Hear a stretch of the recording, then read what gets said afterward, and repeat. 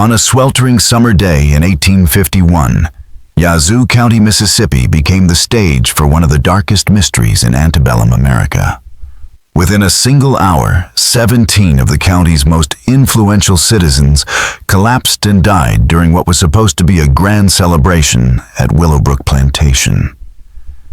Among the dead were lawmakers, judges, plantation magnates, and members of their families. The gathering was meant to honor 25 years of Colonel Jeremiah Rutherford's agricultural empire. But it ended in chaos that would stain the county's history for generations. What investigators uncovered in the days that followed was so unsettling that the official records were locked away for nearly 100 years. Those documents, only recently rediscovered, revealed a chilling act of revenge that seemed less like chance and more like an intricate design. At the center of the mystery stood Celia, an enslaved woman many believed engineered the fatal feast. Willowbrook itself was a sprawling 4,000-acre estate, crowned by a gleaming white mansion and endless rows of cotton that had enriched Rutherford beyond imagination. Yet beneath the surface of wealth and hospitality lay cruelty. Rutherford, who had inherited his fortune from a Virginia tobacco dynasty, turned punishment into performance. He constructed a pavilion behind the main house, where judges, politicians, and fellow planners dined while watching enslaved men, women, and even children endure carefully staged tortures. He called these spectacles educational entertainments. Celia, who oversaw the plantation kitchen, was responsible for preparing the lavish meals that accompanied these horrors.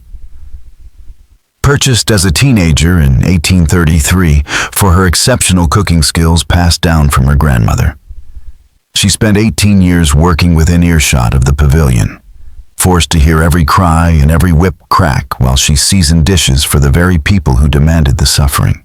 Her own life had been one of relentless grief.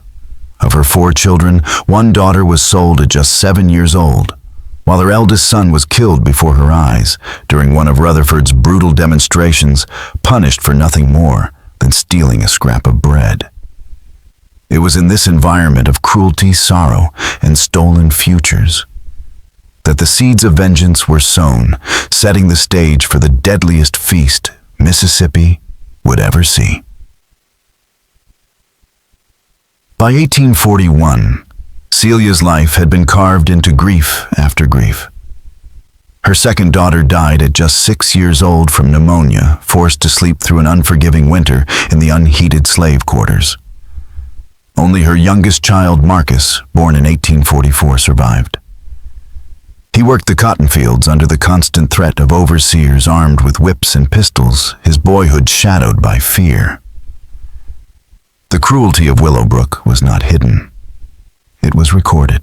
Overseer Benjamin Harwick kept ledgers as precise as accounting books, listing deaths, punishments, and sales with chilling detachment side by side with cotton yields and equipment costs. One entry read simply, "Negro boy Samuel, aged 14, died from correction administered for insolence. Disposal cost $250 for burial." Between 1840 and 1851, Harwick's records confirmed that 17 enslaved people died from discipline, 12 more were sold as punishment, and many others left crippled by Rutherford's methods. To the outside world, however, Rutherford painted his cruelty as progress. He exchanged letters with planters across the South, boasting of his philosophy. In one letter dated March 15, 1851, he explained, "The key to managing our peculiar institution lies not in random brutality, but in calculated demonstration. When punishment becomes spectacle, it serves dual purposes, correction for the individual and education for the masses." He bragged that his guests praised his methods, and his cotton yields were among the highest in the county. Celia had been forced to watch these spectacles from the kitchen, preparing meals for the very guests who cheered as others screamed. She had seen her son Marcus trembling while children were whipped for the crowd's amusement, had heard women laugh over glasses of wine as they discussed which punishments seemed most effective. Something inside her hardened. By the spring of 1851, those around her noticed a change. She spoke less, worked with quiet focus, and spent more time in the kitchen garden tending to plants that others overlooked. She asked careful questions about guest lists, menu preferences, and upcoming gatherings, details that seemed harmless yet carried weight to her. It was as if she was stitching together a plan in silence. That summer, Colonel Rutherford made his grand proclamation.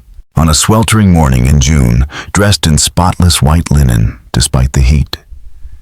He stood on the porch of his mansion and announced Willowbrook's greatest celebration, yet a 25-year anniversary feast to honor his so-called achievements in agriculture and social enlightenment.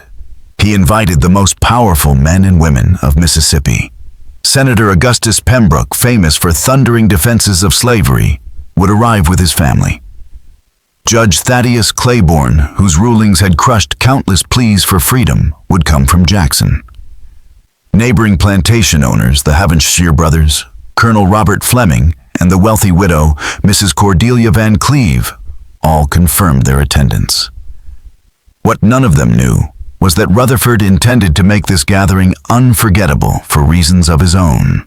Documents later seized revealed that he planned to unveil what he called the ultimate correction, a punishment so severe, so spectacular, that it would serve as the crowning example of his philosophy of discipline. The chosen victim for Rutherford's so-called ultimate demonstration was none other than Marcus Celia's youngest child, only 7 years old. His offense was nothing more than weeping during an earlier punishment session, a human reaction twisted into defiance in the eyes of his captors. Celia discovered his fate not through any formal declaration, but in hushed whispers overheard while serving the overseer's family. The revelation struck her like a hammer blow, but outwardly she betrayed nothing. Inside, however, a storm gathered, and with it came resolve. She would not allow her son to become another bloody lesson for Willowbrook's guests. Instead, she began to design a plan as cold and meticulous as any military campaign. The grand feast was set for Saturday, July 12th, 1851, exactly 1 month away. 30 days to craft an extravagant menu for the county's elite, and 30 days to orchestrate a reckoning. Celia studied the guest list with precision, memorizing each person's habits. She watched who favored heavy cuts of meat, who reached first for sweet puddings, who preferred whiskey over wine, who lingered over a second helping. Every observation mattered not only for the food she would serve, but for the doses she would measure. Her weapons came from the very soil that had borne so much pain. The land around Willowbrook teemed with deadly plants. Their properties passed down through generations of women who had learned that survival often meant knowing the difference between remedy and ruin.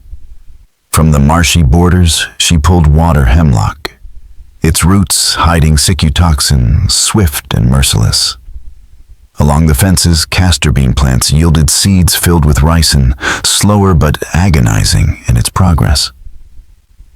The oleander bushes Rutherford's wife had planted for beauty carried poison in every leaf and flower, capable of halting a heart mid-beat. Most promising of all was pokeweed, which grew in a hidden ravine. Properly prepared, its roots could be ground into a powder, nearly impossible to detect, yet devastating to the human body. Celia worked in secrecy before dawn, gathering, drying, and grinding her ingredients. In a shadowed corner of the root cellar, she prepared her arsenal, each step guided by memories of her grandmother's teachings. She knew the risks a single slip in handling or dosage could kill her before her plan took form. Yet she continued steady in her purpose. Meanwhile, Willowbrook prepared for its greatest celebration.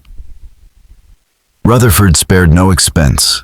New uniforms for the servants, a fresh coat of paint for the mansion. imported musicians, and specially made silver goblets for each guest. He called it a tribute to his achievements, never realizing it would become his own last supper. The hardest part of Celia's plan was timing. Poisons varied in their speed and effect, and she needed the deaths to unfold during the banquet itself too quick. And suspicion might turn directly to the food too slow, and survivors might escape or point the finger at her.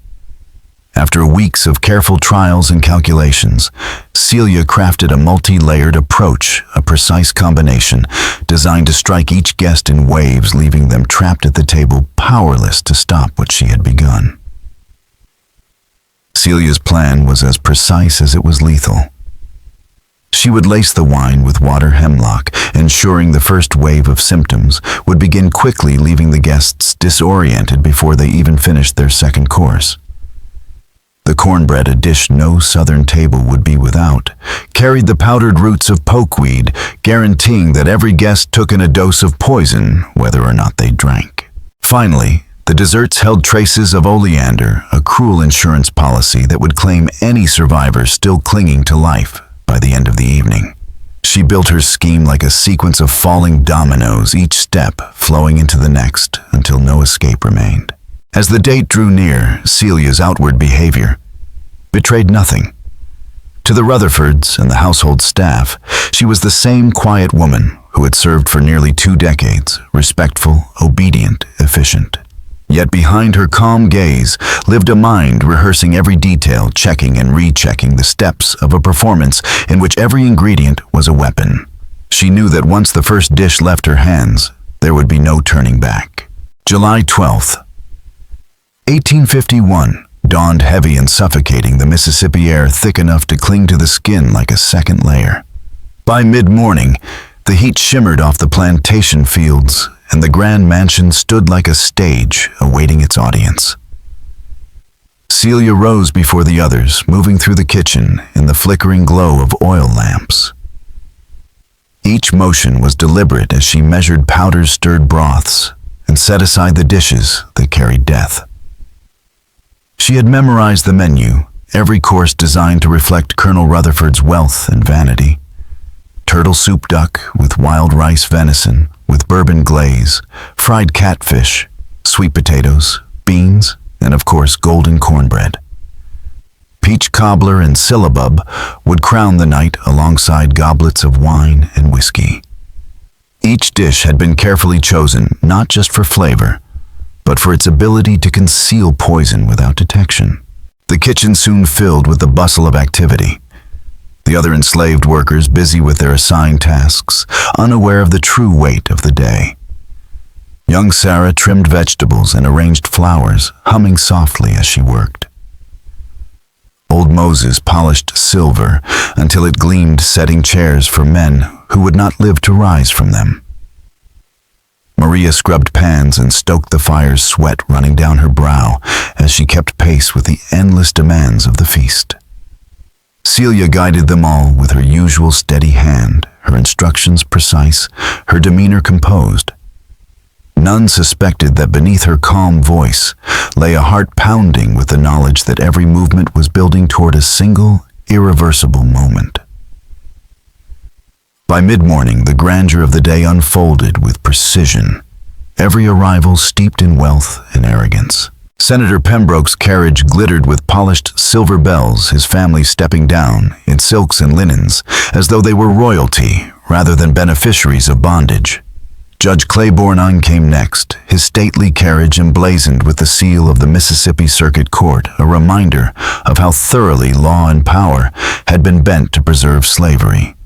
The Havenshire brothers thundered into the yard on horseback, their voices carrying through the open windows as they spoke casually of cotton yields and northern abolitionists, as if men's suffering were merely a political inconvenience.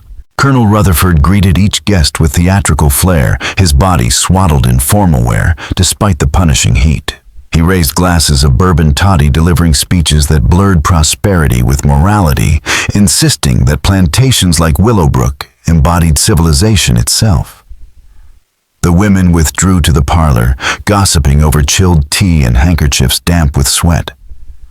while the men puffed cigars on the porch, debating markets and politics with booming laughter. Through her kitchen window, Celia watched it all. She saw Mrs. Pembroke's languid complaints about the heat, Judge Claiborne's young daughter twirling her doll, and Colonel Fleming proudly showing off a newly designed whip to approving nods. In those moments, Celia saw not individuals, but the entire structure of cruelty that had stolen her children and now threatened Marcus. At 2 o'clock, Rutherford announced his grand educational demonstration for 6:30, followed by the feast at 7:30. For Celia, the schedule was perfect. The guests would be gathered, their spirits lifted by cruelty and wine, oblivious to the slow tide of death already prepared for them. Marcus, locked away in a storage shed near the pavilion, cried out, his small voice breaking through the walls and into his mother's heart. Celia heard him, felt her composure strain, yet forced herself to remain steady. Emotion would not save him, only flawless execution of her plan could. The kitchen became her battlefield. By late afternoon, turtle soup simmered in iron pots, the pokeweed extract blending seamlessly with herbs and rich stock. Ducks roasted to golden crispness, venison steaks rested in their bourbon marinade thickened with powdered water. Hemlock and the cornbread emerged from the oven, a masterpiece of deception, golden, fragrant, and lethal. Celia had calibrated every portion with a scientist's precision, ensuring no guest could eat or drink without sealing their fate. At 5 o'clock, as the heat outside thickened to its peak, she dismissed the other kitchen staff, telling them to wash, rest, and prepare for service. To them, it seemed a mark of her exacting standards. To Celia, it was the final chance to work alone. She turned to the wine cellar, where the true heart of her plan waited. 3 bottles of Bordeaux treasures Colonel Rutherford boasted had once belonged to a European nobleman lay ready. For weeks, Celia had studied the corks, practicing how to remove and reseal them without leaving the faintest sign. Now, in the flicker of lamplight, she prepared to lace those prized bottles with water hemlock extract. The poison was fast, merciless, and hidden beneath the velvet richness of imported wine. By nightfall, the stage would be set, the guests seated in finery, their laughter rising as the first symptoms began to creep into their bodies.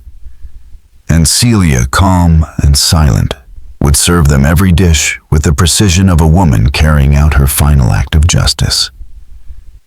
Celia moved with practiced grace, her steps silent on the polished floor as she placed steaming bowls of turtle soup before each guest. No one suspected that beneath its rich aroma and carefully layered spices lay the first thread in a web of death.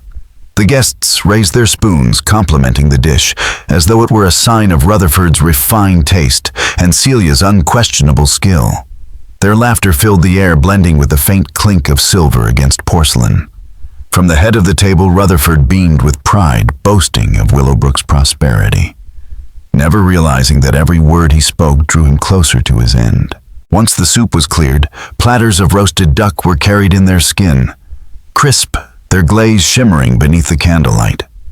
Celia herself carved the portions, ensuring that each guest received a carefully measured dose hidden in the bourbon sauce.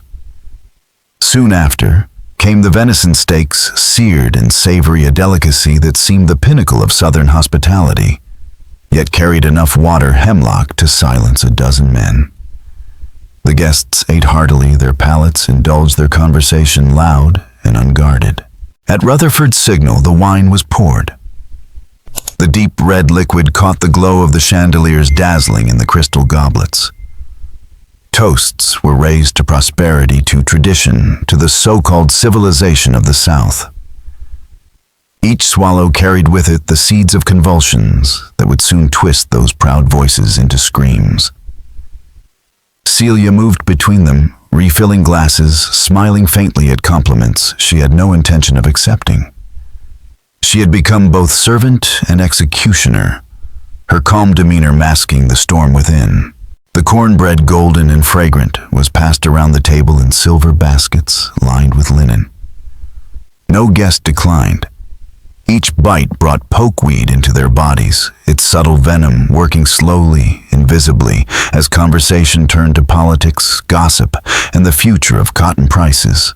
The very food that had sustained their empire now became the instrument of its undoing. When dessert arrived, peach cobbler and syllabub sweetened to perfection. Celia ensured the final layer of her design took its place. Oleander, bitter in truth, but masked by sugar and cream, completed her grim recipe. Guests leaned back in their chairs, satisfied and flushed from wine, never realizing they had already crossed the threshold of no return. By then the first signs began to stir. A Havenshire brother paused mid-sentence, blinking rapidly as his hand shook against his goblet. Judge Claiborne's wife pressed a hand to her stomach, her face paling as though from sudden illness. A nervous laugh rippled around the table, brushed off as heat or indigestion. But within minutes, the symptoms spread: tremors, nausea, confusion, muscles tightening as if pulled by invisible strings. The chatter died down, replaced by uneasy silence broken only by the scrape of chairs and the sharp intakes of breath as realization began to dawn. From her place near the kitchen doors, Celia watched quietly. Every detail had unfolded exactly as she had planned. The most powerful men and women of Mississippi, who had built their fortunes on suffering, who had taken her children and countless others, now sat trapped at the table of their own undoing. They dined and spoke as if nothing were amiss, blind to the truth simmering in their bowls and sizzling on their plates. To them, Celia was nothing more than a servant, fulfilling her duty with quiet efficiency. None saw the mother whose child had been condemned for their amusement, or the strategist who had spent 30 days weaving a plan of vengeance more meticulous than any military campaign. The turtle soup, rich and aromatic, seemed a triumph of culinary skill. Garnished with herbs, its layers of flavor concealed the bitterness of pokeweed, which even now was beginning its silent work inside their bodies. Senator Pembroke lifted his spoon with a self-satisfied smile. "I must say, Jeremiah, your methods continue to impress me," he remarked between bites, oblivious to the fact that each mouthful was a countdown to his death. Judge Claiborne agreed, nodding as he savored the poison. Indeed, he intoned, "Spectacle is an essential element of discipline." Around the table, heads nodded and voices murmured approval, each guest reinforcing the false righteousness of cruelty, even as their lives began to slip from their grasp. Celia collected the empty bowls without haste, her hands steady, her expression unreadable. To the guests, she was the same silent figure they had always ignored. In truth, she had just delivered the first act of a carefully staged execution. The roasted duck followed, carved into delicate slices and arranged with elegance. Its bourbon glaze gleamed beneath the light of the chandeliers, sweet and smoky, disguising water hemlock that would soon begin to twist muscles and fog minds. They praised the dish, oblivious to the fact that it was laced with death. Their conversation drifted from plantation gossip to what they believed were matters of science and philosophy. Colonel Fleming leaned forward, cutting into his poisoned duck as he spoke. "The most recent measurements of cranial capacity confirm what we have long known," he declared. "The Negro brain is smaller, its deficiencies evident in reasoning and morality. Our system is not merely practical, it is ordained by nature and providence." The words pompous and vile hung in the air while his body ingested the very compounds that would soon erase him from existence. The women joined in, eager to display their own experience. Mrs. Pembroke, sipping her wine and savoring her portion of duck, added, "It has always been my observation that they require constant correction. Left to themselves, they fall into laziness and insubordination." Around her, others nodded, their voices rising with false certainty, never realizing that their carefully constructed world of cruelty was collapsing one swallow at a time. The feast rolled forward with the same ceremony that had defined countless plantation dinners before it. But beneath the surface, a quiet unraveling had begun. Celia moved among them, like a shadow, invisible yet ever-present, anticipating their needs before they could voice them. A refill of water here, a platter shifted. They're always silent, always dutiful. None saw the careful study behind her calm gaze as she watched their hands tremble around silver utensils.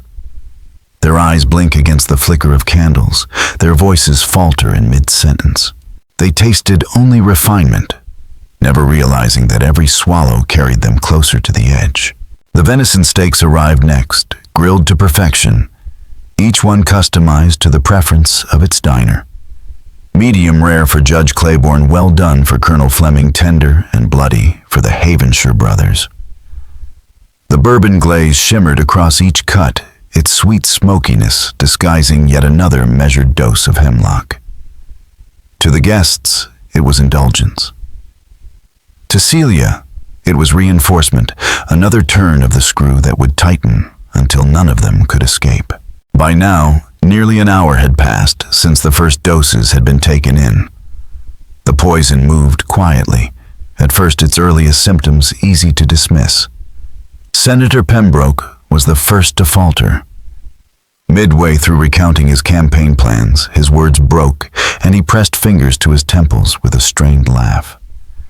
"The heat is affecting me more than I thought," he murmured, though the room was cooled by open windows and a soft evening breeze.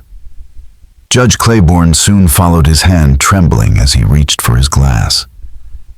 He brushed it off as fatigue, but Celia knew better. These were not signs of weariness or wine. They were the whispers of sicutoxin, disrupting nerves, the body's warning of what was to come. Then came the wine. The cellar's finest bottles were carried out with pomp and poured into crystal goblets that scattered candlelight into fragments of rainbow. Rutherford rose at the head of the table, his face red with pride and bourbon, and declared a toast to prosperity, to tradition, to 25 years of his own supposed genius. The guests lifted their glasses, crystal chiming together in a final gesture of unity. They drank deeply, savoring what they thought was rare French Bordeaux. In truth, each swallow carried a lethal charge, tasteless and invisible, a poison so carefully balanced that death was guaranteed within the hour. As the goblets lowered, a strange silence lingered just long enough for Celia to mark the moment. This was no longer a dinner. It was an execution, one she had orchestrated with precision, one that could not be stopped. The poisoned feast at Willowbrook unfolded like a macabre play, each act drawing the guests deeper into the trap Celia had so carefully constructed. They drank deeply of the Bordeaux, praising its refinement, and spoke with unshaken confidence about the so-called virtues of cruelty. Mrs. Van Cleve, her voice calm and measured, even as she swallowed her death in crystal, lectured the table on the necessity of strict discipline to preserve both profit and social order. Sentimentality in management, she declared, leads only to laziness and revolt. Her words meant to uphold the plantation system, instead framed the cruel irony of the moment those who lived by brutality were now undone by a servant they never thought capable of defiance. By 9 o'clock, however, the poisons no longer lurked unseen. Their effects rose to the surface, subtle at first, then undeniable. Senator Pembroke struggled to keep his composure, his once practiced oratory collapsing into slurred speech. He slowed his words to hide the faltering of his tongue, his hands trembling so violently that each lift of his glass risked a spill. His double vision blurred the faces around him, but still, he forced a smile, unwilling to admit weakness. Judge Claiborne fared no better. He clutched at his abdomen, grimacing through waves of pain that tore through his body as pokeweed shredded his insides. His mind faltered with the confusion of hemlock, leaving him unable to follow even the simplest exchanges at the table. The Havenshire brothers shifted in their chairs, their flushed faces gleaming with sweat, as their hearts began to stutter. Oleander, masked in the butter of the cornbread, was steadily strangling their cardiovascular systems, their breath growing short as they tried to ignore the hammering irregularity within their chests. Mrs. Van Cleve's carefully maintained poise began to crack. Her stomach churned with violent nausea, the lining of her gut unraveling under the corrosive effects of pokeweed. Shadows darted at the edges of her vision, whispers twisted into strange echoes as the hemlock distorted her senses. She sat rigid, willing herself not to betray weakness even as her body betrayed her. At the head of the table, Colonel Rutherford, the self-styled master of discipline, found his authority crumbling from within. Vertigo spun the room around him, forcing him to grip the edge of the table to keep from toppling over. Waves of pain radiated from his abdomen as bleeding began its slow, merciless work. He tried to smile to maintain the image of control he had cultivated all his life. But the flush on his cheeks was no longer pride. It was poison. Yet even as the symptoms spread from guest to guest, the rigid codes of Southern society held their tongues. No one wanted to be the first to admit weakness, to break the illusion of civility. So they continued to sit faces, pale voices strained their bodies, betraying them in silence. The chandeliers glittered above them, the table still a vision of elegance, while beneath the surface, every heartbeat, every swallow, every strained breath carried them closer to collapse. By the time the fourth course was served, the illusion of refinement had begun to crumble. The fried catfish, golden and crisp, appeared flawless, but its cornmeal crust carried fresh doses of pokeweed that ensured no diner would escape a lethal quantity. The butter beans, fragrant with seasoning, concealed ground oleander that blended seamlessly with familiar herbs. What looked like another gesture of Southern hospitality was in truth the tightening of a noose Celia had spent a month weaving. The poisons were now deep in their systems, ravaging nerves, organs, and hearts. Mrs. Pembroke could barely hold her fork, her hands quivering so violently that beans tumbled from her plate. She laughed nervously, insisting the tremors were only excitement, even as sicutoxin tore through her nervous system, unraveling her body's control over itself. Colonel Fleming wheezed, each breath a labor. Sweat darkened his collar as he pressed a hand to his chest, his heart fluttering out of rhythm. He claimed the heat was suffocating, but the truth was clear. Oleander was driving him toward collapse. The younger guests fared no better.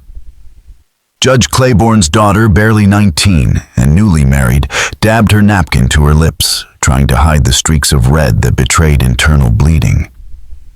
Her brothers shifted uneasily, pale and unsteady, while Senator Pembroke's grown son swayed in his chair, the poison coursing through his lighter frame with brutal efficiency. Every movement, every strained smile, revealed the toll of Celia's calculated vengeance. Still, she moved among them with the composure of a seasoned servant. Plates cleared, glasses refilled, dishes presented, all with hands that never trembled. To the guests, she remained background, a fixture of the household, unworthy of notice. To Celia, they were patients in a final experiment, their symptoms unfolding exactly as planned. She observed with the same cold precision they had once shown in their educational entertainments, when children screamed for mercy and they had nodded approvingly between bites of fine food. But the veneer of civility was cracking. Conversation that had once flowed easily, debates on politics, philosophy, and management of human lives, now stumbled. Sentences trailed off, words, slurred pauses stretched as each speaker fought to maintain composure against nausea, confusion, and waves of pain. A room once filled with laughter and confidence now echoed with uneasy silences. By 9:30, the pretense of normalcy was gone. Chairs shifted abruptly, goblets spilled, voices raised in stammered protest as the first unmistakable signs of collapse took hold. Senator Pembroke's collapse broke the last fragile mask of civility. His words, trembling with fear, gave others permission to admit what their bodies were already screaming. Judge Claiborne groaned openly, his hand clutched to his stomach as waves of pain bent him forward over the table. Mrs. Van Cleve, her face pale and slick with sweat, described visions flickering at the edges of her sight. Her voice steadied only by the cold calculation of someone who understood that death was closing in. The Havenshire brothers wheezed and clutched at their chests, their breathing ragged, their once proud postures collapsing beneath the weight of poison. Colonel Rutherford, ever desperate to preserve authority, tried to dismiss their suffering as heat stroke or spoiled food. His command to summon the doctor rang hollow, for Celia had already eliminated that possibility hours earlier. Dr. Harrison would not come quickly, confused by her false message, and even if he had, the fastest horses were grazing miles away. Help would arrive too late. The trap had been set not only at the table, but across the plantation itself, every detail designed to ensure there would be no escape. When Mrs. Van Cleve spoke the word poison aloud, silence fell like a hammer. Eyes turned toward Celia, suspicion thick in the air. She met their stares with a mask of concern, her voice, even her tone, respectful. Perhaps it was the water, she suggested, or some illness spreading quietly through the countryside. Her composure, the same quiet patience they had seen for 18 years, bought her precious time. But inside, Celia knew the truth, that they could not yet accept every last one of them was already beyond saving. By 10 o'clock, the dining room had become unrecognizable. The tremors were no longer subtle, the discomfort no longer hidden. Senator Pembroke's body convulsed so violently that his chair toppled, sending china and crystal clattering to the floor.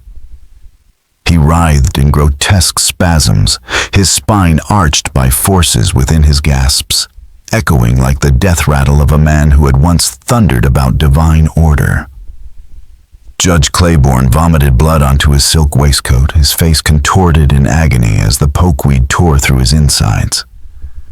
The Havenshire brothers clawed at their chests, their hearts faltering in irregular, desperate beats. The room that had once gleamed with chandeliers and polished silver now rang with screams, groans, and the shattering of glass. Elegant gowns were stained with sweat and vomit, waistcoats soaked through with blood. Guests stumbled from their chairs, collapsing against the polished mahogany table, knocking over candelabras that sent wax dripping across linen already ruined by crimson stains. The air itself grew heavy with the mingled stench of sickness, wine, and death. By 10:30, Willowbrook's grand anniversary celebration had transformed into a grotesque tableau. What had begun as a performance of wealth and refinement was now a scene more horrific than any Gothic tale an empire of cruelty brought to its knees, not by rebellion in the fields or judgment from the courts, but by the quiet hands of a woman they had never thought capable of vengeance. Celia moved among them, still calm and unreadable as her oppressors convulsed, bled, and died on the very stage they had built to celebrate their dominion.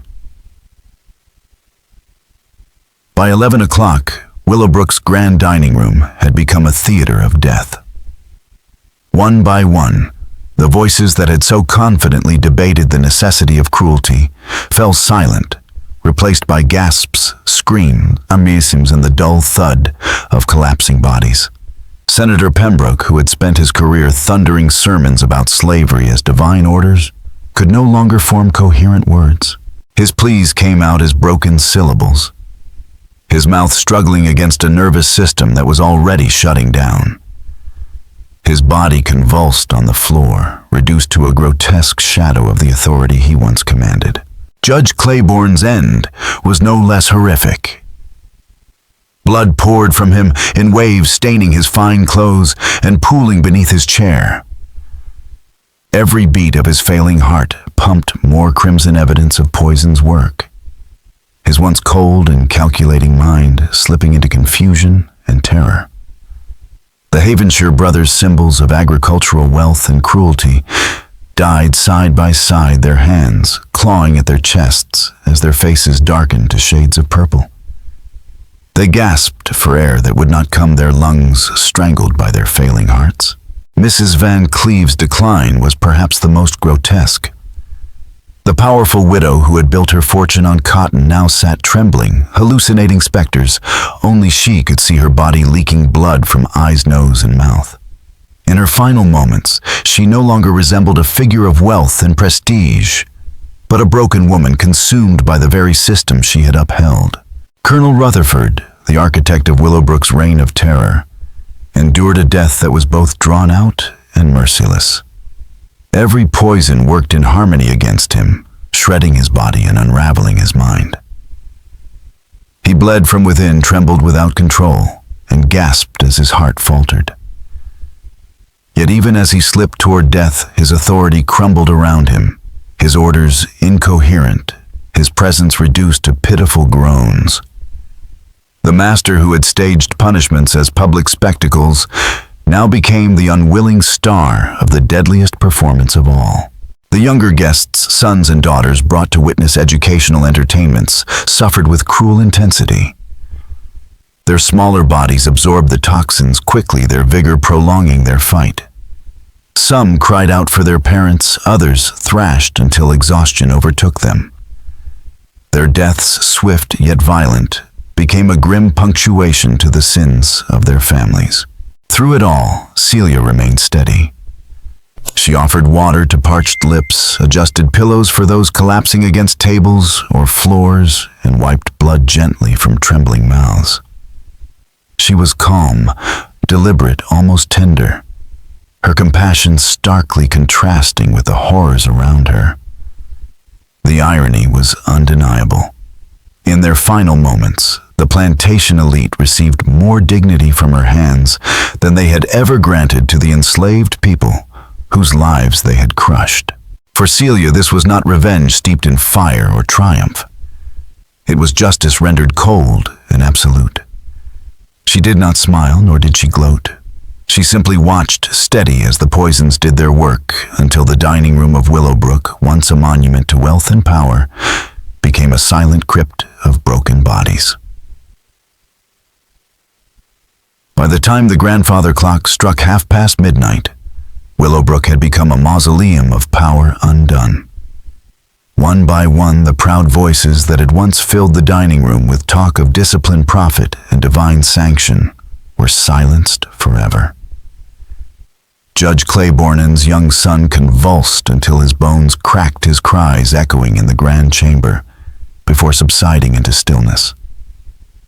Senator Pembroke, whose words had once stirred legislatures, dragged himself across the blood-slick floor before collapsing in his final puddle of defeat. Colonel Fleming's last violent seizure shattered the glass. He clutched his hands, torn and bleeding, even as life slipped from his body. By midnight, the tally was nearly complete. 14 lay dead, the others lingering only because their bodies fought longer against the inevitable. Among those final stragglers was Colonel Jeremiah Rutherford himself, the man who had built his reputation on the suffering of others. His size and constitution slowed the poison's advance, forcing him to endure agony that stretched far beyond the others. And yet, in that suffering, something pierced the fog of convulsions and blood loss. For the first time in decades, his mind turned inward, and clarity struck like a blade. He saw that his death was not chance, but consequence, a judgment carved out by every lash of the whip, every spectacle of cruelty, every innovation in punishment he had proudly showcased. He understood too late that justice had finally reached him. Justice not through courts or governments, but through the deliberate brilliance of a woman he had dismissed as property. His last thought, sharp and bitter, was that Celia had surpassed him in intellect, in will, and in the cold logic of command. She had done what no legislature or tribunal would ever dare. She had ended his empire in a single night. At 12:30 a.m., Jeremiah Rutherford died. his body consumed by poisons as merciless as the system he had championed. When the sun rose on July 13th, 1851, it revealed a vision that seemed torn from Gothic imagination. 17 corpses slumped around a table still glittering with silver, and china crystal goblets toppled among bloodstains. Chandeliers still glowed above, casting their fractured light on a room that looked more like a battlefield than a dining hall. Outside the plantation lay hushed, the great house a tomb to its master and his peers. Celia had spent the hours after midnight in quiet motion. She cleaned and arranged not to escape suspicion. She knew her fate was sealed, but to leave behind a record of truth.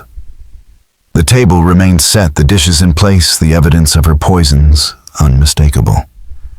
She wanted investigators to understand that this was no accident, no spoiled food or freak illness. It was deliberate. It was justice. And it was a reckoning. By dawn, Celia had shaped the dining room into something resembling a chapel of judgment. Each body was placed with folded hands and closed eyes, the very gestures of dignity the dead had denied to their victims in life. When the household slaves arrived for morning duties and discovered the tableau, panic spread like wildfire. Some whispered of plague, others of divine punishment, a few dared to suggest poison. None could comprehend the sheer scale of what had unfolded overnight. News galloped across Yazoo County before noon, carried by riders who relayed accounts so astonishing that many refused to believe them until they saw the scene with their own eyes. Planters, merchants, and local officials poured onto the grounds of Willowbrook, pushing into a house that now reeked of sickness and death. The dining room, with its glittering chandeliers and linen-draped table, had become a chamber of horror. Sheriff Thomas Bradshaw, a man whose law experience rarely stretched beyond livestock disputes, now faced the most baffling case in Mississippi's history. 17 corpses, no signs of forced entry, no wounds, and no immediate explanation. He was joined by Dr. Marcus Harrison, the very physician Celia had deliberately kept away. Harrison's trained eye quickly recognized the telltale signs of poisoning. But this was no ordinary poisoning. The symptoms varied wildly from body to body, pointing to multiple compounds precisely measured and administered with knowledge far beyond the reach of most country doctors. The victim's prominence only deepened the crisis. The death of Senator Pembroke demanded notice to state authorities. Judge Claiborne's passing threatened to paralyze the circuit courts. The loss of several wealthy planters disrupted the machinery of cotton profits and slave trading that underpinned Mississippi's entire economy. What had begun as a household tragedy was already spiraling into a political and economic earthquake. Attention inevitably turned to Celia. At first, her calm cooperation raised doubts that she could be guilty. But as investigators combed the kitchen and cellar, the evidence mounted. Hidden corners yielded dried plants, crushed roots, and jars of strange residues. Improvised tools for grinding and distilling toxins were tucked away in storage. Then came the most startling discoveries, scraps of paper notes written in a steady hand describing poisons with scientific precision. Dosage calculations matched to weight observations of symptoms, lists of which dishes could mask which toxins. The final revelation was a journal. Page after page chronicled not only the technical planning of the feast, but also Celia's thoughts and moral reflections. The writing was elegant, reasoned, and devastating. She dissected her oppressors' hypocrisy, their claims of divine authority against their acts of cruelty. They believe we are animals, incapable of moral reasoning, she wrote on June 20th, 1851. Yet no beast would inflict such horrors on its own kind. If I am damned for what I plan, then they are doubly damned for what they have already done. Another entry, July 8th, showed the clarity of her vision. I know my death will follow quickly upon theirs, but I also know that 17 fewer defenders of slavery, will remain to perpetuate this system of brutality. For the investigators, the journal was as unsettling as the massacre itself. It revealed a mind their world had never acknowledged could exist within an enslaved woman, a strategist, a philosopher, and a moral force that surpassed the rationalizations of the very men who had ruled Mississippi's courts, plantations, and legislature. The trial of Celia became both a spectacle and a reckoning, exposing cracks in the legal and moral foundations of slavery itself. Her writings and testimony forced white Mississippians to confront the reality that the intellectual and ethical capacities they denied to the enslaved were alive and undeniable in the very woman they condemned. For pro-slavery voices, this was intolerable. They branded her not as a strategist or moral actor, but as a monster, insisting her actions proved the dangers of allowing slaves to think. Calls for harsher restrictions on education and freedom spread quickly across the South. Yet in the North, newspapers carried a different story. Abolitionists hailed Celia as a tragic heroine, her act framed as the desperate justice of a woman who had endured every cruelty and still managed to strike back with brilliance and precision. For them, Willowbrook was not a massacre, but a rebellion, an extraordinary blow, dealt against the very heart of a system sustained by terror. Inside the Yazoo County Courthouse, the proceedings unsettled even seasoned jurists.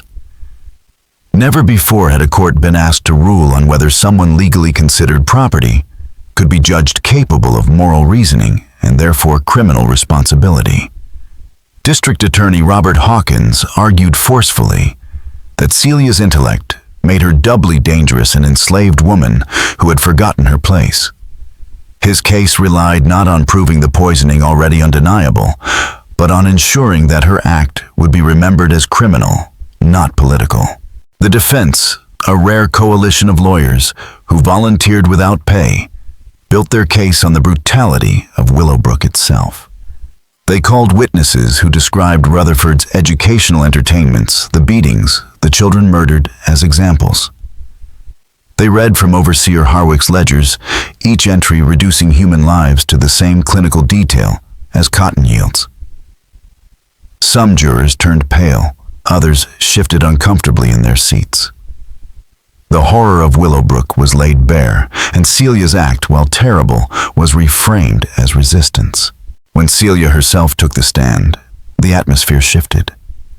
Speaking clearly and without hesitation, she dismantled every assumption the court had made about her. She explained her methods in detail, the plants, the dosages, the calculations. But more striking was her moral clarity.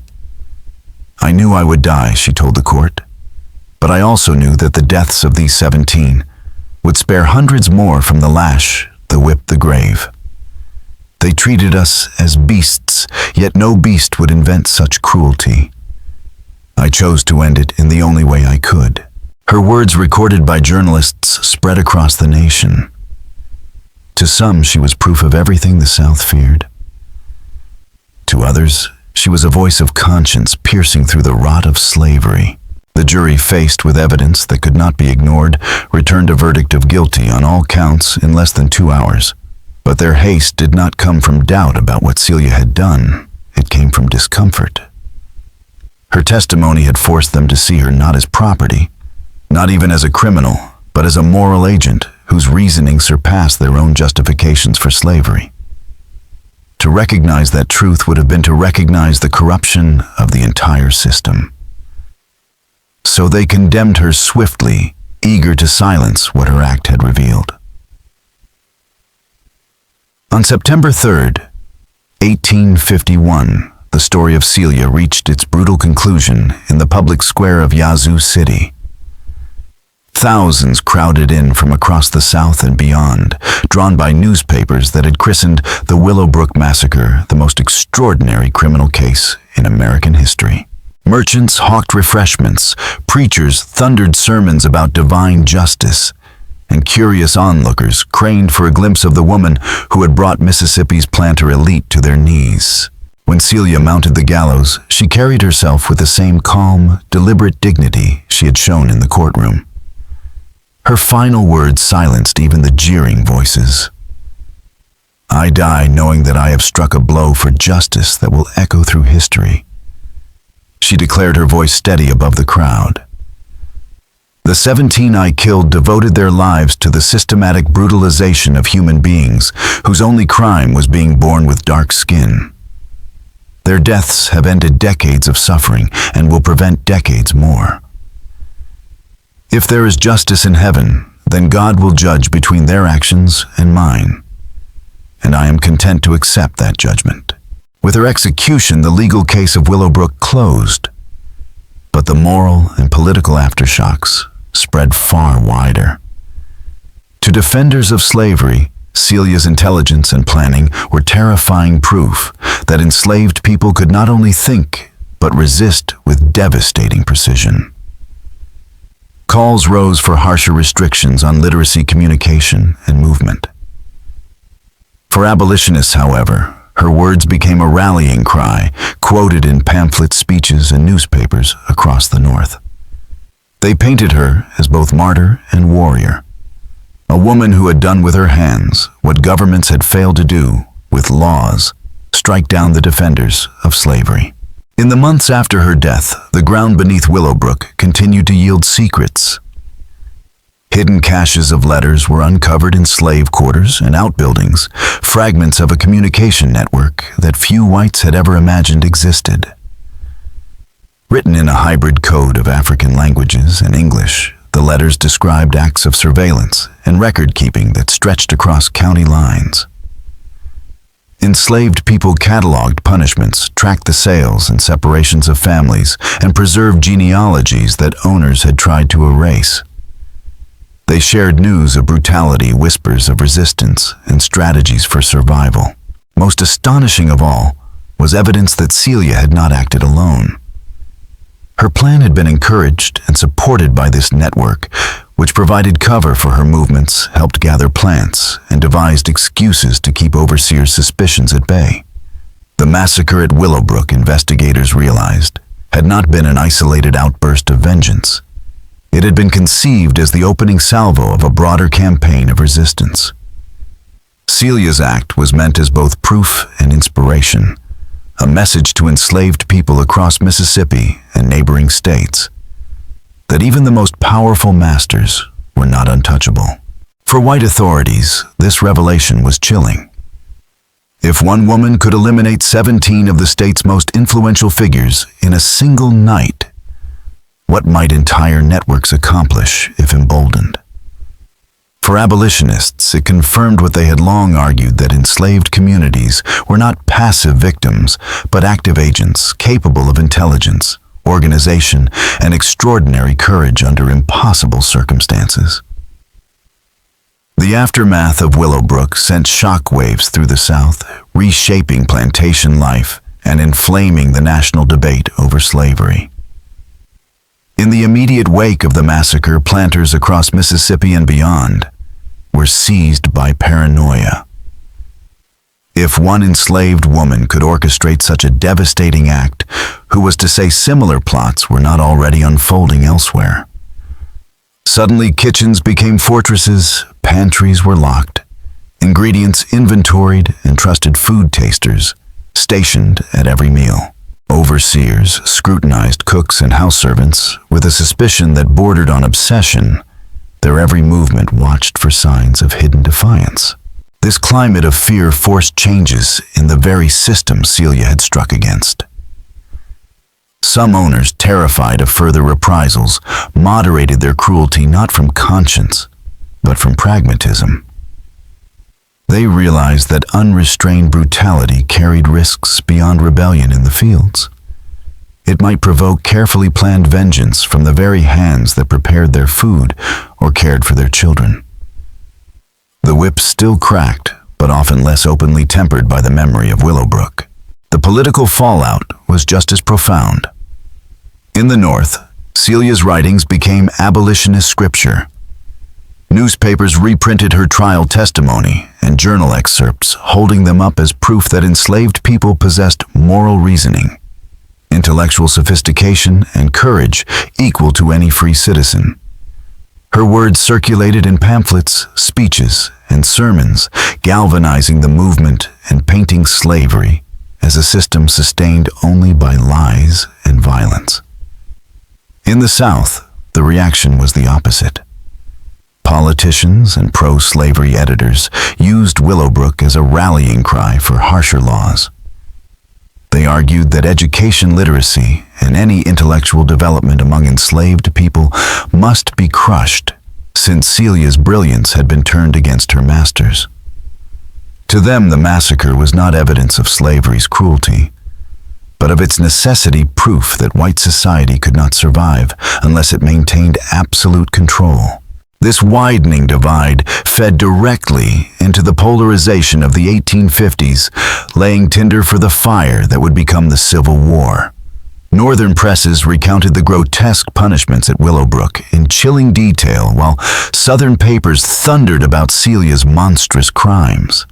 Each side used the same story to argue the opposite case, and in doing so, they revealed the irreconcilable fracture running through the nation. After the Union occupation of Mississippi, federal investigators reopened the sealed records. What they uncovered went far beyond the original trial. Testimonies from enslaved witnesses' voices silenced in 1851 confirmed that Willowbrook was not an isolated atrocity. Patterns of quiet resistance, sabotage, and even planned poisonings stretched across multiple plantations. Most shocking of all was a hand-drawn map in Celia's own script. It charted dozens of mass graves hidden across Yazoo County, each annotated with the names, ages, and fates of the enslaved who lay within. Reconstruction-era investigators followed her directions, exhuming graves that bore undeniable marks of torture and execution. Forensic examination revealed shattered bones, scorched remains, and bullet wounds, all grim confirmations of Celia's accounts. Her journal, once dismissed as the ravings of a criminal, now stood as a ledger of truth, each entry validated by skeletal testimony beneath the soil. The discoveries forced unprecedented action. Several plantations were seized from their owners on the grounds of systematic murder. Their lands redistributed to freed people in one of the earliest experiments in reparations. For a moment, justice seemed to bloom from the ashes of Willowbrook. Families torn apart by slavery planted crops on the very soil where their ancestors had suffered. Yet this promise was short-lived. As federal troops withdrew in the 1870s, white supremacy reasserted itself. The land was reclaimed through violence and law, and the brief flicker of Celia's legacy was buried along with the graves she had mapped. This ending is powerful. It ties together the horror, the philosophy, and the historical reverberations of Celia's act, while also making it engaging for your audience as a true crime historical mystery video. What you have now reads like a polished, fully developed script conclusion. It elevates Celia beyond the immediate violence into the realm of moral and historical significance, which is exactly what hooks viewers and leaves them thinking long after the video ends. What makes it especially effective? Historical weight. It frames Celia's actions not just as an isolated act, but as part of the broader struggle that shaped America's path to civil war and beyond.